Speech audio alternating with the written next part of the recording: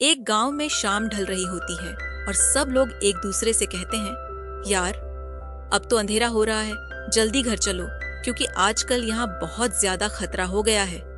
एक आदमी बोलता है, अगरबत्ती जलाओ और दरवाजा लॉक करो, कहीं वो पुराना काला सांप घर में न घुस आए। दूसरा आदमी कहता है, भाई सुना है कुछ दिन पहले उस काले सांप ने पर्वत देवता के मंदिर में 2 और लोगों को खा लिया, उनमें से एक तो ताओइस्ट था।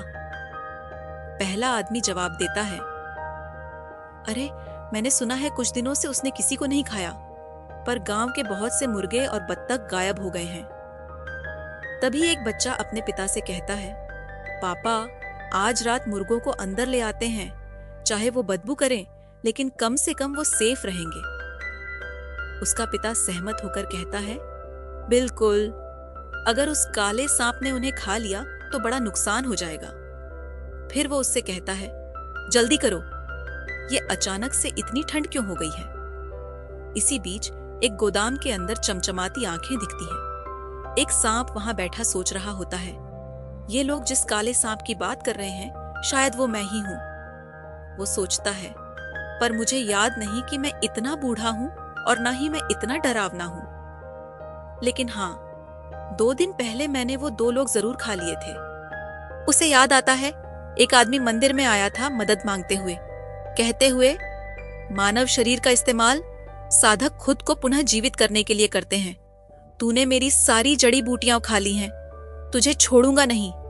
आदमी परेशान था, पर्वत देवता को पुकार रहा था, मुझे बचाओ पर्वत देवता, प्लीज मुझे बचाओ। सांप कहता है, उस वक्त मुझे इंसानी भाषा समझ नहीं आई थी, लेकिन उसके चेहरे से लग रहा था कि उसे बहुत दर्द हो रहा है, तो मैंने सोचा इसे शांति दे देता हूं और मैंने उसे खा लिया। फिर एक और आदमी आया और बोला, मेरा अमृत कहाँ है। सांप उसे देखकर सोचता है, यह आदमी भी तकलीफ में लग रहा है, बहुत ही दुखी है। आदमी गुस्से में चिल्लाता है, यह अमृत मैंने 10 साल की मेहनत से तैयार किया था, तू जानवर है, उसे वापस निकाल। सांप सोचता है, मैंने दोनों दुखी लोगों को साथ कर दिया और इसको भी खा लिया। सांप सोचता है, मुझे तब ज्यादा कुछ महसूस नहीं हुआ था जब मैंने उसे निगला, लेकिन फिर कुछ अप्रत्याशित हो गया, क्योंकि तभी मुझे ज्ञान प्राप्त हो गया। न सिर्फ मैंने एक राक्षस मणि विकसित कर ली, बल्कि मैंने बुद्धि भी प्राप्त कर ली। उसे कई खतरनाक और डरावनी चीजों के बारे में पता चला जो पहले उसे मालूम नहीं थी। उसके बाद एक आदमी काले रंग की पोशाक पहनकर सांप के पीछे भागता है और कहता है, भाग मत। सांप सोचता है, तो वो लोग जो पहले मेरा पीछा कर रहे थे वो सांप पकड़ने वाली टुकड़ी से थे। उसने पहले एक बड़े फूल वाले अजगर को उनका शिकार बनते देखा था। उसे समझ आता है कि इंसानी साधक कल्टीवेटर्स बहुत ताकतवर हो सकते हैं। साधक लगातार अपनी शक्ति बढ़ा सकते हैं जब वे साधना ट्रेनिंग करते हैं। साधना के अलग अलग चरण होते हैं, जैसे कि ची रिफाइनिंग चरण, फाउंडेशन एस्टैब्लिशमेंट चरण, कोर फॉर्मेशन चरण और फिर नेसेंट सोल चरण। वो सोचता है कि उसका पहले बच निकलना सिर्फ उसकी अनजानी किस्मत थी, क्योंकि इंसान डरावने होते हैं और साधक तो उससे भी ज्यादा डरावने होते हैं। अब जब उसने बुद्धिमत्ता हासिल कर ली है तो उसे हर हाल में जिंदा रहना है। वो कहता है, शिकार करना जैसे पक्षी या इंसान बहुत जोखिम भरा है, इसलिए मुर्गियों या बत्तखों को चुराना ज्यादा सुरक्षित है। लेकिन फिर सोचता है कि उसे फिर से भूख लगी है, क्योंकि मुर्गियां और बत्तख उसे पूरी तरह नहीं भर पाती और अब उन्हें चुराना भी मुश्किल हो रहा है। तब उसे याद आता है कि उसने सुना है शेंजा टाउन में एक अमीर परिवार सुअर पाल रहा है, तो शायद उसे वहां जाकर देखना चाहिए। वो दीवार की तरफ देखता है और सोचता है, वैसे इंसान खुद को नाम देना पसंद करते हैं, तो मुझे भी एक नाम रखना चाहिए। मुझे सुसैन की कहानी पसंद है और लोग मुझे पुराना काला सांप कहते रहते हैं, तो मैं खुद को सू कहूंगा। छींगा टाउन पहुंचकर वो जगह देखता है जहां सुअर सो रहे होते हैं। वो कहता है, ये सुअर देखकर ही मुझे तृप्ति महसूस हो रही है। फिर वो घर की तरफ देखता है और सोचता है, लगता है इस घर के लोग सो चुके हैं, तो अब मैं पीछे नहीं हटूंगा। वो अंदर जाता है और सुअरों को खाना शुरू कर देता है। सुअर जाग जाते हैं और अपनी जान बचाने के लिए भागते हैं। वो उन्हें कहता है, शोर मत मचाओ, वरना इंसान जाग गए तो वो मुझे मार देंगे। लेकिन सूअर फिर भी भागते रहते हैं। तब वो सोचता है, अगर ऐसा है तो मैं इन्हें भी निगल लूंगा। कुछ समय बाद वो डकार लेता है और कहता है, अब मेरा पेट भर गया है, लेकिन लगता है मैंने ज्यादा खा लिया है। फिर वो सोचता है, इंसानों के जागने में अभी कुछ घंटे हैं, तो मैं थोड़ा आराम कर लूंगा और खाना पचाऊंगा। वो वहीं सो जाता है। तभी एक आवाज आती है, ये तो उसे, तो क्या हुआ अगर वो मर गया? उसने यंग मास्टर च्यू से लड़की चुराने की हिम्मत की थी, तो यही होता है। फिर वो दूसरे से कहता है, आओ मुझे हाथ दो। तभी सुई उन्हें देखता है और हैरान हो जाता है। सोचता है कि वो गलती से सो गया था। जैसे ही कोई आता है, वो सोचता है, इंसान बहुत डरावने होते हैं, मुझे पहले छुपना होगा। वो अचानक पेड़ पर चढ़ जाता है। वो लड़का दूसरे से कहता है, इस बेकार आदमी को सुअरों के पास फेंक दो। सुई सोचता है, मुझे अभी के लिए छिपना ही पड़ेगा, उम्मीद है मुझे कोई देखेगा नहीं। फिर लड़का कहता है, इसने पूरी तरह से सांस लेना बंद कर दिया है। और दूसरा जवाब देता है, वो एक बेकार आदमी था, तो मर जाना ही ठीक है, इसे सुअरों को खिला दो। फिर वो उसे वहां से जाने के लिए कहता है। बहुत बदबू आ रही है। तभी दूसरा लड़का कहता है, क्या मैं सोच रहा हूं या सच में कुछ कम लग रहा है? सुअर कम क्यों लग रहे हैं? सुई उस लाश को देखता है और सोचता है, अगर ये आदमी मर गया तो ये बुरी किस्मत मानी जाती है, मुझे यहां से निकलना चाहिए। अचानक वो आदमी जाग जाता है और सुई हैरान हो जाता है, सोचते हुए, वो जिंदा है, क्या वो जॉम्बी है?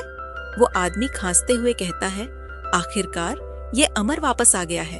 वो हंसते हुए कहता है, इस होस्ट का नाम भी चुन फैन है। ये तो कमाल की बात है कि हमारा नाम भी सेम है, ये किस्मत है।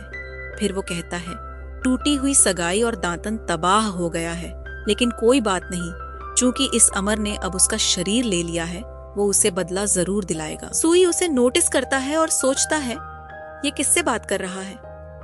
चुन फैन कहता है, मैं किसी को नहीं छोड़ूंगा जिसने मुझे बेइज्जत किया। फिर वो अपने जख्मों के बारे में बात करता है। जख्म काफी गहरे हैं, अगर मैंने इस पर कब्जा नहीं किया होता तो ये अब तक मर चुका होता, लेकिन ये मुझे रोक नहीं पाएगा। सुई सोचता है, मुझे कुछ दिखाई नहीं दे रहा, मुझे यहां से जल्दी निकलना होगा। अचानक चुन फैन उसकी तरफ देखता है और कहता है, छत की बीम पर एक स्पिरिट बीस्ट है।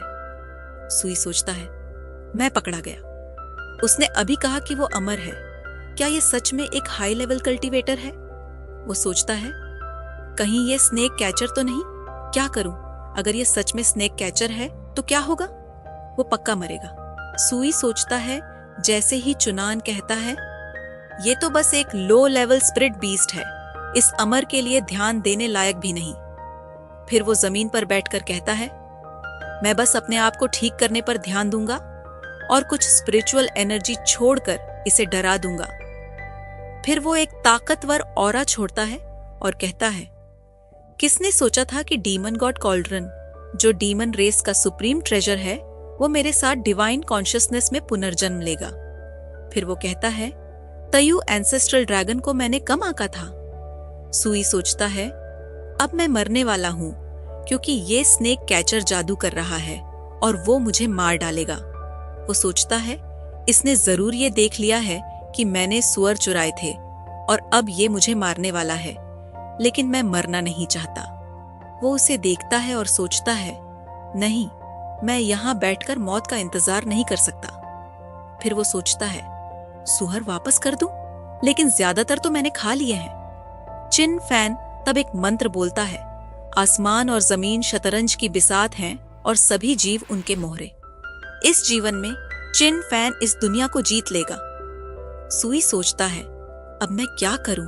मेरे पास और कोई रास्ता नहीं है। फिर अचानक सुई उछलकर चिन फैन पर कूद जाता है और उसे निगल लेता है, सोचते हुए, इसने मुझे मजबूर कर दिया। निगलने के बाद सुई सोचता है, मैंने ये कर तो लिया, लेकिन अभी आराम नहीं कर सकता, क्योंकि ये जगह सुरक्षित नहीं है, मुझे जल्दी से भागना होगा। चिन फैन, जो अब सुई के पेट में है, सोचता है, पहले लेवल का एल स्पिरिट बीस्ट मुझसे लड़ने की हिम्मत कर रहा है। फिर वो कहता है, सच में इसे अपनी जान की कोई परवाह नहीं। मैंने इसे भागने का मौका दिया था, लेकिन इसने नहीं लिया और मुझ पर हमला कर दिया। अब ये अपनी मौत को बुला रहा है। फिर चिन फैन अपनी ताकत का इस्तेमाल करता है और अंदर से सुई को मुक्का मारता है। सुई दर्द से चीखता है और सोचता है, ये अभी तक मरा नहीं है और ये अभी भी अंदर से जादू कर सकता है। चिन फैन उसे लगातार अंदर से मारता रहता है और सुई सोचता है, बहुत दर्द हो रहा है। फिर वो खुद से कहता है, घबराना नहीं है, मेरे पास अभी भी डीमन कोर है। तभी चिन फैन उसका डीमन कोर ढूंढ लेता है और सुई हैरान हो जाता है। चिन फैन कहता है, एक डेमन कोर, इसके प्रोटेक्शन के साथ? सुई सोचता है, नहीं, ये तो मेरी लाइफ लाइन है। चिन फैन उसके डीमन कोर को पकड़ता है और उसे तोड़ते हुए कहता है, मर जा। सुई दर्द से चीखता है और सोचता है, मेरा डीमन कोर, स्नेक कैचर बहुत ही खतरनाक होते हैं। फिर वो जमीन पर गिर जाता है और सोचता है, बहुत दर्द हो रहा है, जैसे मैं मरने वाला हूं। वहां पड़े पड़े वो सोचता है, मैं हिल भी नहीं सकता। मैं इसे मानने के लिए तैयार नहीं हूं, क्योंकि मैंने तो डीमन कोर बनाया था और मैंने तो बुद्धिमानी भी हासिल कर ली थी। वो सोचता है, अगर मुझे पता होता कि ऐसा होगा तो मैं कभी यहां सुअर चुराने और खाने नहीं आता। चिन फैन अंदर से उसे खाना शुरू करता है और कहता है, तू एक मार भी बर्दाश्त नहीं कर सका? खैर, थोड़ा स्नेक मीट मेरी एनर्जी को फिर से भर देगा। अचानक आसमान में बिजली कड़कने लगती है और चिन फैन सोचता है, अचानक डेमन गॉड कॉल्ड्रन यहाँ कैसे आ गया? चिन फैन उसे इकट्ठा करने की कोशिश करता है, लेकिन सोचता है कि वो इसे वापस नहीं ले पा रहा है। ऐसा कैसे हो सकता है? तभी डीमन गॉड कॉल्ड्रन से एक तेज रोशनी निकलती है, जिससे चिनान चौंक जाता है और कहता है, ये इतनी तेज है, क्या हो रहा है? तभी एक ताकतवर ड्रैगन की आकृति उससे निकलती है। वी इनान कहता है, डीमन गॉड कॉल्ड्रन ने बीस्ट के डीमन कोर के टुकड़े को अब्सॉर्ब कर लिया है। ये मेरे डीमन गॉड कॉल्ड्रन को क्या हो रहा है? ये इस बीस्ट की मदद क्यों कर रहा है? क्या ये साधारण स्नेक डेमन नहीं है? वो कहता है, ये बुरा हो रहा है। तभी एक और बड़ी तेज रोशनी कॉल्ड्रन से निकलती है, ड्रैगन की आकृति के रूप में। चिनान दर्द में चीखता है, ये इतनी शक्तिशाली एनर्जी है जो इस सांप के शरीर से निकल रही है। अमर चीखता है, मैं अमर हूं, ये नहीं हो सकता। और फिर वो गायब हो जाता है। सूरज उगता है और सुई सोचता है, बहुत दर्द हो रहा है क्योंकि मेरा डीमन कोर पूरी तरह से खत्म हो गया है। तभी सुई की पूंछ को एक सुअर काटने लगता है। सुई वहीं पड़ा है और सुअर उसकी पूंछ काट रहे हैं। अचानक गुस्से में आकर वो एक सुअर को उठाता है और पकड़कर कहता है, मेरी पूंछ मत काटो। फिर वो गुस्से में कहता है, मैं तुम सबको खा जाऊंगा क्योंकि तुमने मुझे काटा है। सुअर अपनी जान बचाने के लिए भाग जाते हैं। वो अपनी पूंछ की चोट देखता है और सुअरों पर गुस्सा करता है। फिर वो सोचता है, मैं अभी तक जिंदा कैसे हूं? उसे याद आता है कि उसका डीमन कोर उस अमर ने कुचल दिया था। डीमन कोर तो हर डीमन बीस्ट की कल्टीवेशन की बुनियाद होती है, तो मैं इसके बिना कैसे जी रहा हूं? फिर अचानक वो हैरान हो जाता है और कहता है, अगर मेरा डेमन कोर टूट चुका है तो मैं अभी भी जिंदा कैसे हूं? वो अपने शरीर के अंदर देखता है और सोचता है, क्या ये वही डीमन गॉड कॉल्ड्रन है जिसके बारे में चिनान ने कहा था? वो उसे देखता है और सोचता है, ये मेरे डेमन कोर की जगह कैसे आ गया? क्या इसने मेरे डेमन कोर को रिप्लेस कर मेरी जान बचाई? फिर वो सोचता है, सिर्फ इतना ही नहीं, मैं अपने शरीर के अंदर और अपने आसपास की चीजें भी देख सकता हूँ, जैसे ये डिवाइन परसेप्शन हो। ये तो सिर्फ कल्टीवेटर्स के पास होती है और अब मैं भी ये कर सकता हूँ। वो सोचता है, मैं अपनी आंखें बंद करके भी देख सकता हूँ, ये कितना साफ है। अब तो खाना ढूंढना और इंसानों या जानवरों से बचना भी आसान हो जाएगा। फिर वो सोचता है, रुको, ये सब सिर्फ मेरे दिमाग में नहीं हो रहा। ऐसा लगता है कि मेरे अंदर और भी बहुत सारी चीजें डाली गई हैं। ये उसी लड़के का कल्टीवेशन पाथ है। वो कहता है, जरूर ये वही है, क्योंकि मेरा सिर दर्द कर रहा है, मुझे इसे ठीक करना होगा। फिर वो सोचता है, मुझे नहीं पता ये क्या है, लेकिन ये मेरी चोटें ठीक कर सकता है। मैं इसकी मेडिटेशन की नकल करके देखूंगा। उसे याद आया कि उसने कहा था, आसमान और जमीन शतरंज की बिसात है और सभी जीव उनके मोहरे। जैसे ही उसने ये कहा, उसके शरीर से एक ऑरा निकली जिसने उसकी सभी चोटें ठीक कर दी। वो कहता है, कमाल है, इसने सच में मेरी चोटों को ठीक कर दिया। कुछ ही मिनटों की प्रैक्टिस के बाद उसका शरीर स्पिरिचुअल ची से भर गया और वो खुद को हल्का महसूस करता है, जैसे उसने कोई स्पिरिचुअल हर्ब्स खा लिए हों। फिर वो कहता है, ये ज्यादातर कल्टीवेशन को सुधारने के लिए होता होगा और हीलिंग इसका एक कन्वीनियंट साइड इफेक्ट है। वो सोचता है, मेरा डीमन कोर पूरी तरह से टूट चुका है, तो स्पिरिचुअल ची को स्टोर करना नामुमकिन है। क्या ऐसा हो सकता है कि ये कॉल्ड्रन अब मेरा नया डीमन कोर बन गया हो? फिर वो कहता है, जो भी हो, मुझे पहले इस जगह से निकलना चाहिए और कहीं आराम करना चाहिए। उसके बाद अपनी कल्टीवेशन के बारे में सोचूंगा और वक्त के साथ खुद को और मजबूत बनाऊंगा। इंसानों से अभी उलझने की कोई जरूरत नहीं है। फिर वो कहता है, लेकिन जाने से पहले मुझे अपना पेट भरना चाहिए। वो सुअरों को घूरता है और सारे सुअर अपनी जान बचाने के लिए भाग जाते हैं। कुछ समय बाद एक झील के पास सुई कहता है, उस दिन से जब मुझे इंसानों की प्लेट से पहली बार एनलाइटमेंट मिली थी, तब से मेरे दिमाग में नई नई बातें आती रहती हैं। चिनान को खाने के बाद ये और भी तेज हो गया है। कुछ दिनों बाद एक सुबह सुई को अचानक समझ में आया कि इंसानों के कल्टीवेशन सिस्टम की तरह ही डीमन बीस्ट का भी एक कल्टीवेशन सिस्टम होता है, जो कई स्टेजेस में बंटा होता है। इंसानों की तरह डीमन बीस्ट्स की भी स्टेजेस होती हैं, spiritual stage, establishment stage, core formation stage और नेंट सोल स्टेज। सुई सोचता है कि उसकी मौजूदा स्टेज पहले स्पिरिचुअल स्टेज के पीक पर है, जो इंसानों के पहले रिफाइनिंग स्टेज के पीक के बराबर है। सुई ने उन बीस्ट्स का सपना देखा जो आसमान और जमीन को 2 हिस्सों में बांट सकते थे, और ये देखकर उसने भी वैसा बनने की चाह रखी। अगर उसे इंसानों से छिपकर जीना है और अपनी जिंदगी पूरी तरह जीनी है, तो उसे कल्टीवेट करना होगा। इसलिए वो एक गुफा में जाकर कल्टीवेशन शुरू कर देता है। वो सोचता है, मैंने कुछ दिनों से मिस्चीवस आर्ट की प्रैक्टिस की है और ये सिर्फ चोटों को ठीक करने से कहीं ज्यादा कर सकता है। ये मेरी फिजिक को सुधारता है, मेरी मेरिडियंस को शुद्ध करता है और शरीर से सभी गंदगी को बाहर निकालता है। फिर वो कहता है, सिर्फ 1 हफ्ता हुआ था और वो पूरी तरह बदल गया था। उसके सींग लंबे हो गए थे और उसकी स्किन के स्केल्स और भी मजबूत हो गए थे, जिससे वो काफी मेजेस्टिक लग रहा था। लेकिन फिर वो कहता है, ये क्या हो गया? मैं इतना छोटा कैसे हो गया? सुई सोचता है कि शेडिंग के बाद उसे बड़ा होना चाहिए था, लेकिन उसका आकार 33 फीट से घटकर 6 फीट रह गया। वो कहता है, अब भले ही मैं छोटा हो गया हूं, लेकिन मेरी स्पीड और पावर में काफी इजाफा हुआ है। साथ ही मेरी फ्लेक्सिबिलिटी भी बढ़ गई है। अब मेरा शरीर इतना फैल सकता है कि मैं बड़े शिकार को भी निगल सकता हूँ।